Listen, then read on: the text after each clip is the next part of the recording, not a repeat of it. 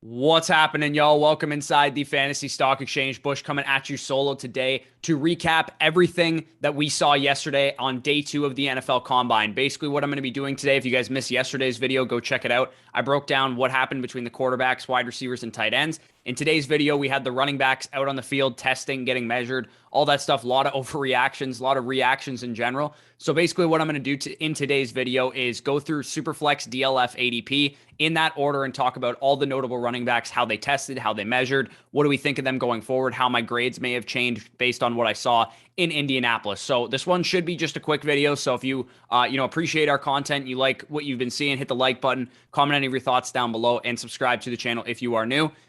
Check out the Patreon if you're interested in supporting us. You can go get our Dynasty Rankings Manifesto over there, player cards, player grades, running back, wide receiver, and quarterback databases with all the relevant stats you can use to compare these prospects after, what you just saw in Indianapolis. Maybe you want to go back and watch some of these players. We have the stats to help you, help inform your opinions for Dynasty Rookie Draft. So if you're interested in that, patreon.com/fantasy stock exchange. Now let's hit the intro.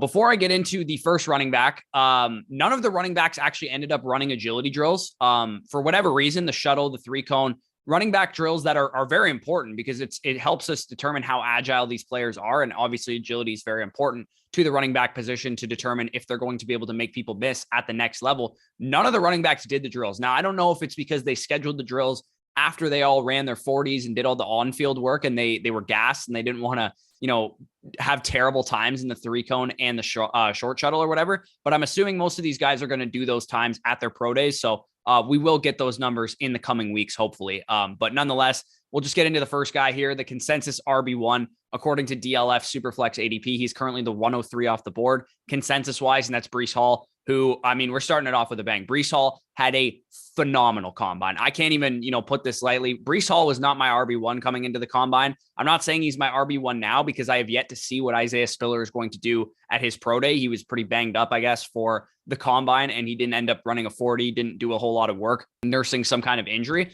But man, Breece Hall, 4.39 was a top 1% outcome for him in terms of how fast he was going to run. And I'm not just talking about his 40. I'm talking about the entirety of what happened. So for starters, he comes in. One of the questions I had about Breece Hall is he going to be too tall? Is he going to come in and be 6'1", 211 pounds or something and be a little bit long? But no, he came in 5'11", weighed 217 pounds. That's perfect workhorse size. Workhorse size, if I could draw it up in a lab, is 5'11", like 220 to 225. Breece Hall, I'm going to have to go back and watch a game or two because him running 4.39 at that size is a weight-adjusted speed score in the 98th percentile of 116.9.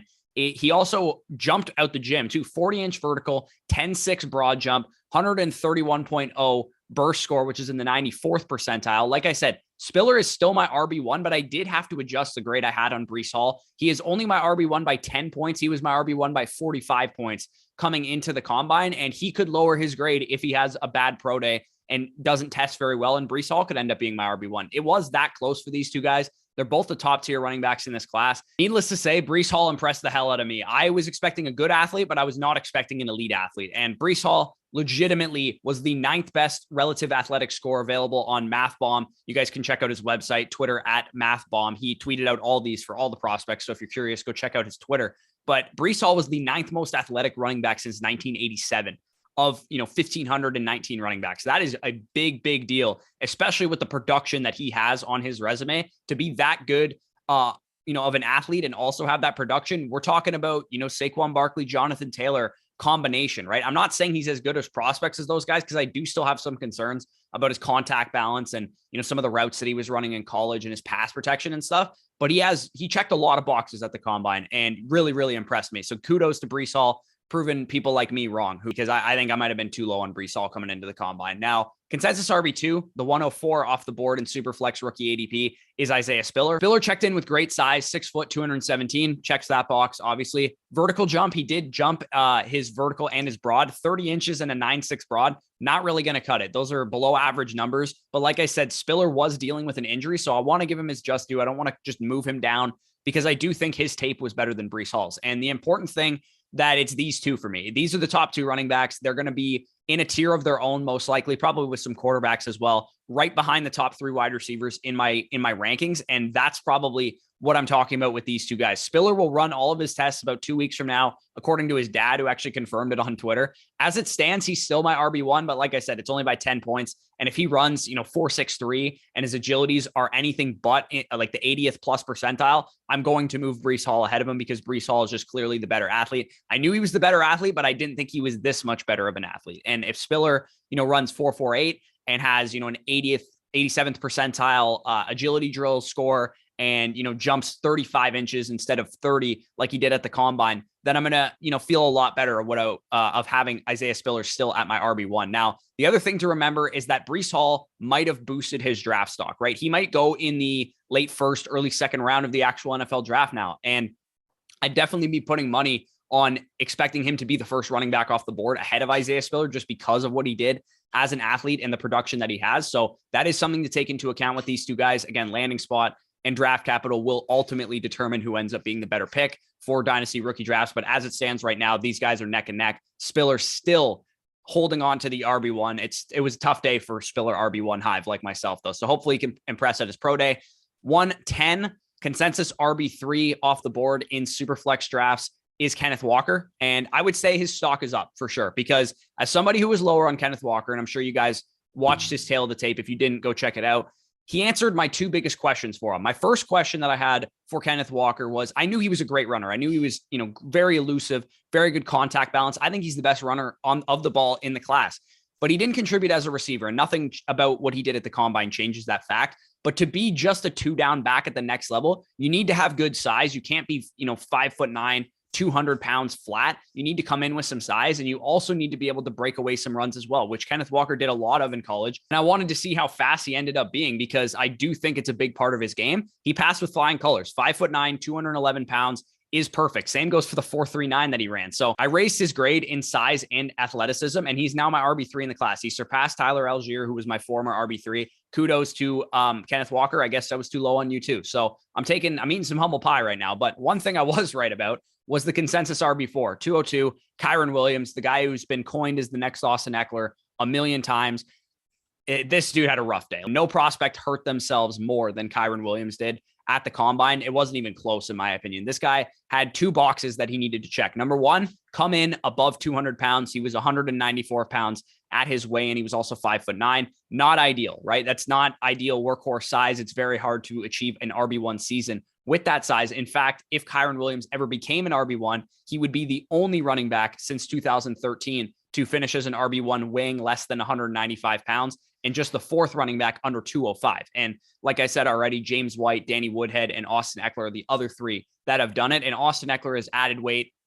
Danny Woodhead and James White needed extreme receiving volume to get there. So a tough road ahead for Kyren Williams, to say the least. And the other thing, if you're going to be small, you better be a great athlete. And he was not a great athlete, right? A 4.65 officially. His relative athletic score was 1,214th out of 1,500 running backs, falling quickly down boards for NFL teams and fantasy players alike. This is probably a third-round pick in rookie drafts, probably maybe even a fourth-round pick, depending on where he goes in the actual NFL draft. So not a guy that I'm very excited about going forward. Consensus RB5, 205 off the board in Superflex ADP right now is Rachaad White, who also had a very good day. I haven't actually watched Rachaad White yet, so this was, going into this with a clean slate. I had no preconceived opinions about Rachaad White other than, some of the metrics that I know about him, which is that he's a very good receiver, a little bit older, but pretty productive this season. He and Kyren were next on my list of guys that I was going to be watching, but I am very excited now to watch Rachaad White because 6 foot is very helpful, because he was listed at 6'2", 215 pounds. And that's a little long for a running back, right? Being a 6'2" running back is not ideal. You want them to be 5'10" to 6 foot and more compact. The fact that he came in at 6 foot, 210 is a little bit better. He tested as the 32nd best running back since 1987, right? 4.48 at 210 pounds. That is a great weight adjusted speed score. 84th percentile, 87th percentile burst, jumping 38 inches, and a 10.5 broad jump. So very, very impressive day from Rachaad White. I think he definitely probably helped out his draft stock. I think having this guy go on day 2 sometime, whether it's in the 2nd or 3rd round of the NFL draft, is a legitimate thing that should happen at this point, given, what he showed his final season, also given what he showed at the combine. So good news for Rachaad White stands. I think his stock is definitely up, in my opinion, and I'm excited to watch this guy. So the consensus RB6, Tyler Allgeier, the 206 off the board in Superflex rookie ADP. This was my RB3 coming into the combine. He started out great, right? Allgeier weighed in at a sturdy 5'10", 224 pounds. Very, very good size, right? Very good, BMI or whatever. His tape was the 3rd best in the class. Of the ones that I watched, I didn't watch Rachaad White or anything yet, but of the guys that I had watched so far, Tyler Allgeier to me was right behind Breece Hall and Isaiah Spiller. Obviously, those guys were like a tier ahead of him. But I did think Tyler Allgeier's tape was better than Kenneth Walker's, just because he had a more complete game, didn't have the receiving question marks that I have about Kenneth Walker. Unfortunately, he is an average athlete. I thought he was going to be an average athlete based on what I saw on tape, but we did hear rumblings that he was going to blaze some really fast 40 time. And I didn't really understand that. I never thought that was going to happen, but it was in the back of my mind like, hey, Tyler Allgeier, if he runs a 4.5, 4.51 even at 225 pounds, that is a phenomenal time, right? He ran a 4.6 flat, which is fine. I don't think that is a bad time for him whatsoever. At 224 pounds, running a 4.6 flat is a 100.1 weight adjusted speed score, which is better than Christian McCaffrey. It's better than Alvin Kamara. It's better than James Conner and Chris Carson, who I think are a little bit more his archetype of running back. It's 65th percentile. That is a good number. I wish his burst was a little bit better. He only jumped 33 inches and a 10 even broad jump. So I wanted to see his agilities. The fact that none of the running backs did the agility scores is kind of fucking annoying, but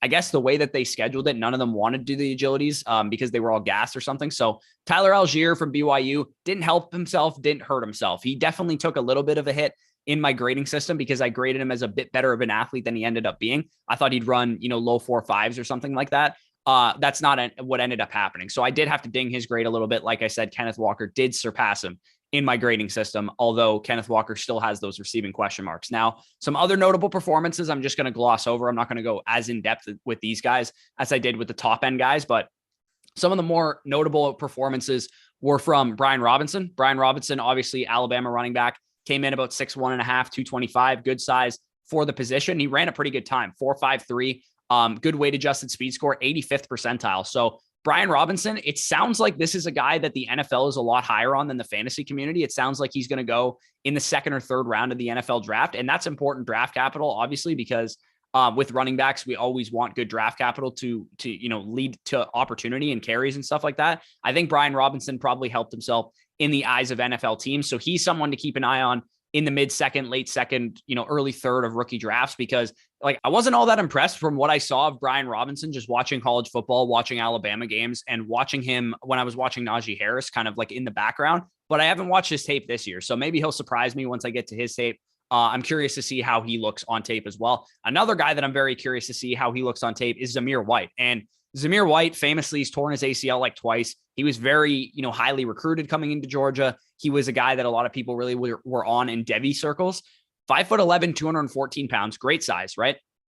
4.4 flat 40-yard dash, which is very good for his size for sure. Guy in the 90th percentile of weight adjusted speed score. He ran very, very well. He also had a 10.8 broad jump. It sounds like the NFL also might be a little bit higher on Zamir White than the fantasy community. I know Lance Zierlein has him in his top 5 running backs overall. So that is, typically Lance Zierlein has been very good at predicting fantasy success out of these running backs with his own just film grades.